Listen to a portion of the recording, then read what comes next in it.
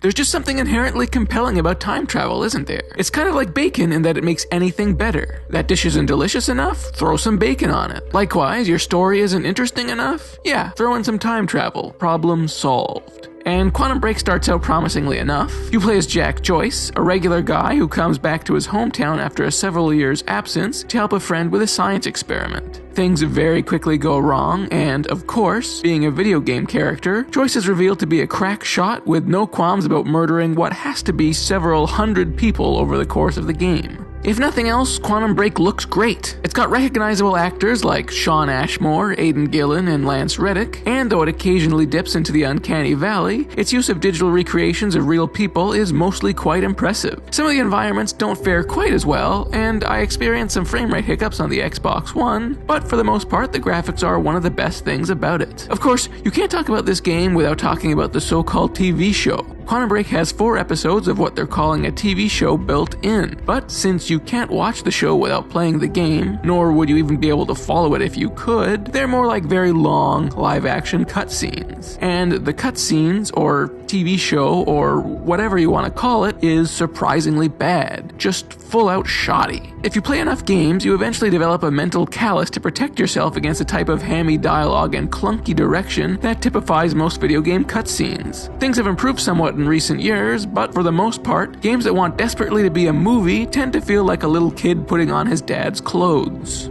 Quantum Break sadly doubles down on the shoddy cinematics, along with the more traditional cutscenes rendered in-engine, which are fine if nothing too memorable. You get the aforementioned TV show, and the show is not fine. It's shockingly awful. Like, it feels as though they went to a film school, pulled a random student out of class, and told him to write and direct these episodes. Each one runs for over 20 very long minutes. And maybe because they weren't sure if people were actually going to watch them, they don't even have all that much bearing on the plot of the game. The game's main character is almost entirely MIA. Instead, these episodes revolve around the villains, and not even the main villain, his goons. So you barely even get to see all those actors you like. Instead, you get Blandy McBlanderson.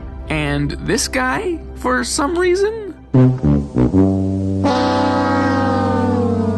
The idea is presumably to help fill in the world of the game, but instead these episodes just feel entirely inconsequential, with zero impact on the overall narrative. This does improve somewhat in the last episode, stuff actually happens, but it doesn't quite justify 3 very boring episodes of shoddily produced narrative wheel spinning. Even aside from the questionable episodes, the heavily time travel based narrative is never even close to as interesting as it's trying to be. As for the gameplay, it's fine. You spend most of the time taking out wave after wave of nameless thugs, with your various time travel related powers adding some spice and some variety to what otherwise feels like a fairly by-the-numbers shooter. And to give credit where credit is due, the game does a really great job of slowly introducing you to your powers without overwhelming you. You have a lot of abilities to juggle by the end, but the skill progression feels just right, and you never feel overloaded. There's also the occasional platforming challenge, and though the controls can sometimes feel a little awkward, this stuff is decent enough too. Most notably, there's a couple of really neat sequences in which you have to navigate your way through a crumbling structure that's become unstuck in time. They give a distinctive jolt of energy to a game that is otherwise a little bit generic and listless. The game ends on a sour note, however. The last act is a joyless, increasingly tedious slog through a series of big rooms where you have to fight dozens of guys at a time. They're actually a fun challenge at first, requiring you to use pretty much all of your time manipulating abilities to get out alive. But once the novelty wears off, they become more of a chore than anything else.